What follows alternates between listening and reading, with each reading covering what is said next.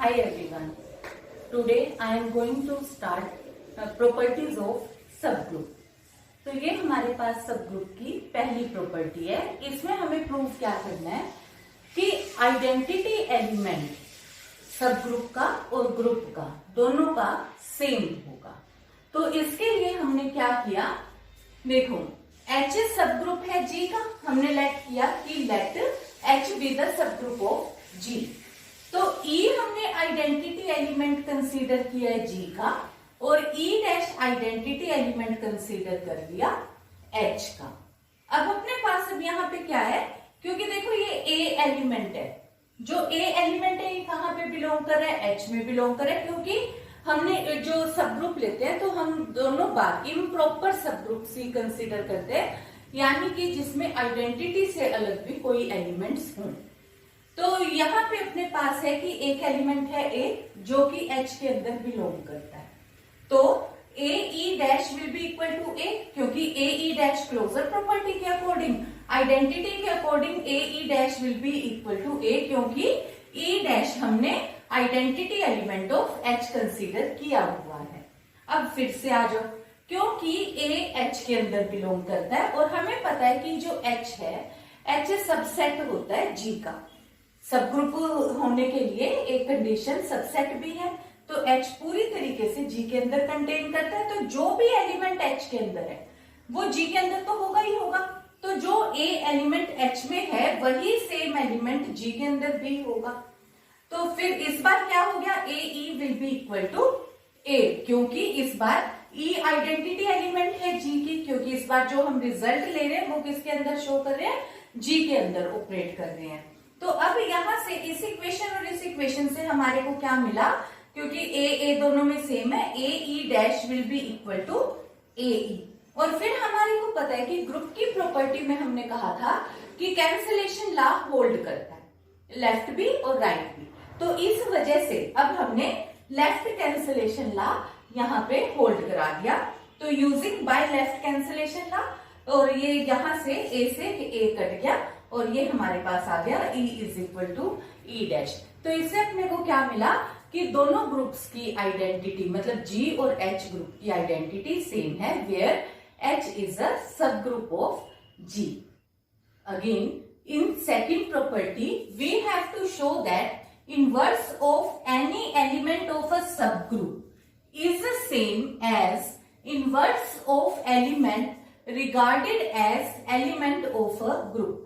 क्योंकि देखो हमें पता है कि ग्रुप के अंदर एलिमेंट सब ग्रुप से ज्यादा हो सकते हैं, पर H के अंदर जो भी एलिमेंट है वो G के अंदर तो होगा ही होगा. और जो H का इनवर्स है एलिमेंट, जो भी एलिमेंट H के अंदर कंटेन करते हैं और H के अंदर उस एलिमेंट का जो इनवर्स है G के अंदर भी वही सेम इनवर्स होगा. क्योंकि हमें आप पहले भी डिस्कस कर चुके हैं कि इनवर्स यूनिक होता है और एक एलिमेंट का केवल और केवल एक ही इनवर्स हो सकता है, चाहे फिर वो सब ग्रुप में हो चाहे फिर वो ग्रुप में हो. पर अब ये क्वेश्चन है तो हमें प्रूव करना ही पड़ेगा. तो इसके लिए अब हमने यहाँ पे क्या किया कि हमने पहले अभी हम ये प्रूव कर चुके हैं कि ग्रुप और सब ग्रुप दोनों की आइडेंटिटी एलिमेंट सेम होता है. तो हमने कहा कि let E be the identity of G and H both. Identity क्योंकि अभी भी हमने प्रूव करा, तो हमने कोई एक एलिमेंट A कंसीडर किया अदर देन आइडेंटिटी जो कि H के अंदर बिलोंग करता है. अगर ये A एलिमेंट H के अंदर बिलोंग करता है तो वही A एज, क्योंकि H पूरी तरीके से G के अंदर कंटेन करता है, तो A एलिमेंट वो G के अंदर भी बिलोंग करेगा. अब हम मान लेते हैं कि जो इनवर्स है वो सब ग्रुप के अंदर कोई अलग है और ग्रुप के अंदर अलग है. तो हमने यहाँ पे मान लिया कि inverse B be the inverse of A in H and C be the inverse of A in G. अब इनवर्स की प्रॉपर्टी क्या होती है कि चाहे हम इनवर्स को लेफ्ट मल्टीप्लाई करें चाहे राइट मल्टीप्लाई करें, B A is equal to A B is equal to identity. तो अब हमने यहाँ पे क्या ले लिया, B A is equal to E, क्योंकि ये हमारे पास इनवर्स की प्रॉपर्टी है. इसी तरीके से ये तो हमारे पास हो गया H के अंदर का रिजल्ट, और G के अंदर का रिजल्ट क्या हो गया, सी ए इज इक्वल टू आइडेंटिटी। अब ये चीज का ध्यान रखना, जब मैंने ए यहाँ पे लिया है तो लेफ्ट में लेती, तो मैं लेफ्ट में दोनों में ए लेफ्ट वाले लेती, इस बार मैंने राइट वाले कंसीडर किए ताकि पहले वाले में हमने लेफ्ट कैंसिलेशन बता दिया, दूसरे में राइट की हमारे को रिमाइंड हो जाए कि लेफ्ट कैंसिलेशन राइट कैंसिलेशन ला होल्ड करते हैं ग्रुप के अंदर। तो अब यहां से क्या हो गया, ये बी ए भी आइडेंटिटी एलिमेंट के इक्वल, सी ए भी आइडेंटिटी, और आइडेंटिटी यूनिक है तो यानी कि ई को कंपैरिजन किया तो B A is equal to C A, और फिर अब हमने यहां से राइट कैंसिलेशन ला होल्ड कराया तो बी इज इक्वल टू सी। तो हमारे को ये पता लग गया कि एक एलिमेंट के करस्पोंड इनवर्स एक ही होगा सब ग्रुप में भी और ग्रुप में भी। Again in third property we have to prove that order of any element in a subgroup is the same as order of element regarded as element of group। अब ये हमारे को प्रूव करना है। देखो एक कोई भी एलिमेंट हम कंसीडर करते हैं तो तुम्हारे को अब ये पता है कि एक पूरे ग्रुप की आइडेंटिटी एक ही होती है। तुम्हें ये भी पता है कि ग्रुप की आइडेंटिटी एक है पर हर एक एलिमेंट का इनवर्स अलग होता है। जैसे सपोज 2 है तो उसका इनवर्स 1/2 होगा, और 3 है तो उसका इनवर्स 1/3 होगा। तो अब ये चाहे ये H में हो चाहे ये G में हो, इनवर्स तो 2 का 1/2 ही रहेगा, ये तो है नहीं, ये हम कर चुके। इसी तरीके से अब हमारे को बताना है कि ऑर्डर ऑफ ग्रुप जो है किसी भी एलिमेंट का वो हमारे पास सेम रहेगा। यानी कि अगर जैसे ओमेगा है वो 3 के लिए 1 H में बना है तो G में भी वो ओमेगा 3 1 ओमेगा पावर 3 देने से ही 1 बनेगा G में भी, H में भी और G में भी। इसी तरीके से ओएटा जो है वो रेज टू पावर 4 देने से 1 बनेगा, चाहे फिर वो H हो चाहे फिर वो G हो। अब हमारे को इस बार ये रिजल्ट प्रूव करना है। इसके लिए फिर अब हमने क्या किया, हमारे पास हमने अगेन ई आइडेंटिटी एलिमेंट H और G की हमें पता ही है कि सेम होती है, तो हमने ई आइडेंटिटी दोनों की कंसीडर कर ली कि E with identity of H and G। अब हमने ए एलिमेंट कोई H का कंसीडर किया और तुम्हारे को ये पता है कि जो H ए एलिमेंट है वो G का भी एलिमेंट होगा, और हमने मान लिया कि जो ए एलिमेंट है उसका ऑर्डर n है। हम ऑर्डर कर चुके कि कोई एक पावर देने से जो आइडेंटिटी एलिमेंट के इक्वल आ जाए। 1 का मतलब यहाँ पे ये नहीं है कि भी हमने 1 इक्वल टू 1 करना है, 1 वहां हम क्योंकि मल्टीप्लीकेटिव आइडेंटिटी हम 1 यूज करके चलते हैं, इसलिए ओमेगा क्यूब 1 और ओएटा 4 रेज टू पावर 4 1 मैंने शो किया है।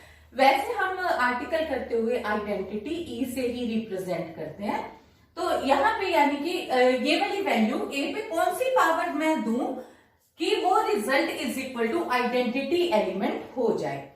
ज्यादातर मल्टीप्लीकेटिव आइडेंटिटी हम 1 ही लेकर चलते हैं, तो A N is equal to A raise to power N E हो जाए। और साथ ही ऑर्डर की कंडीशन ये भी है कि उससे पहले मतलब जैसे ओमेगा की पावर 3 देने से 1 बना है तो ओमेगा 2 पे ये 1 नहीं बन सकता, जबकि ओमेगा 6 ओमेगा 9 पे ये 1 बन सकता है।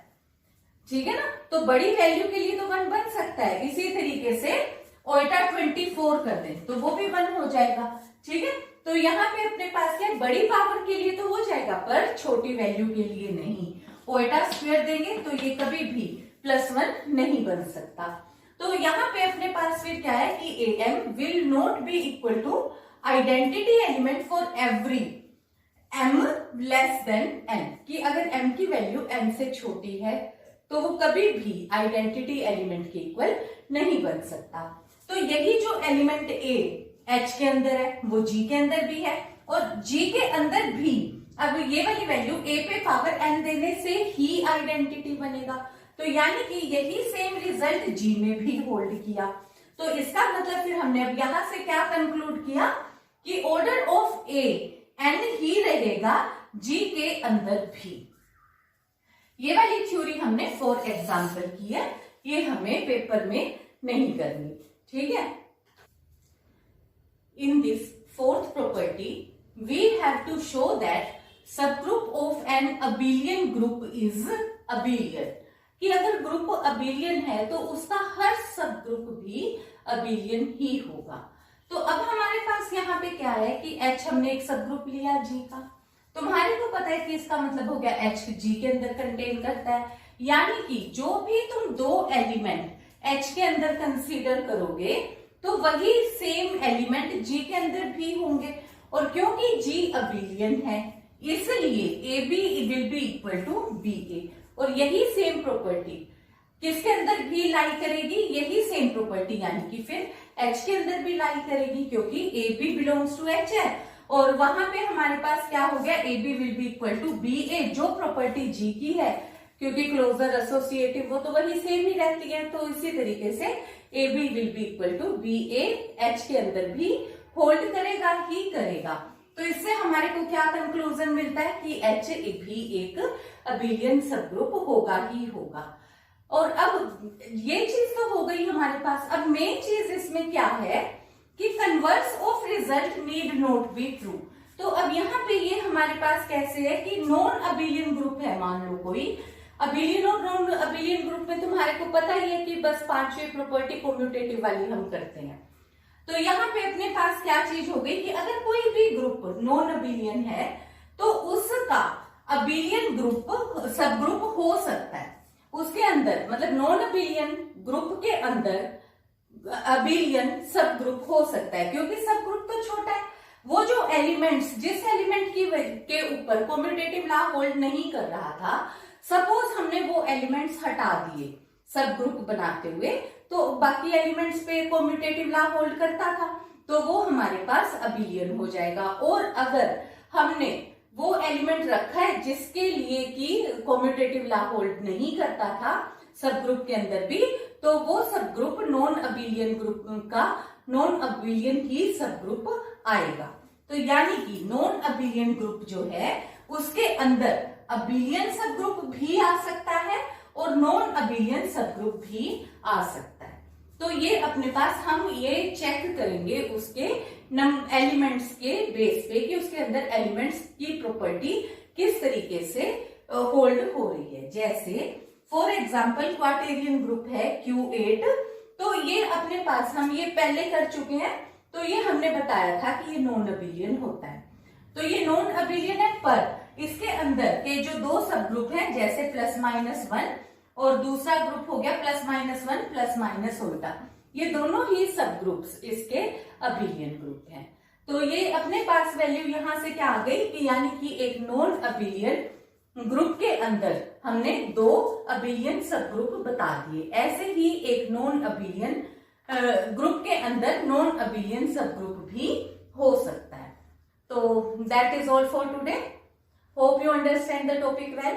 Thank you. Have a nice day.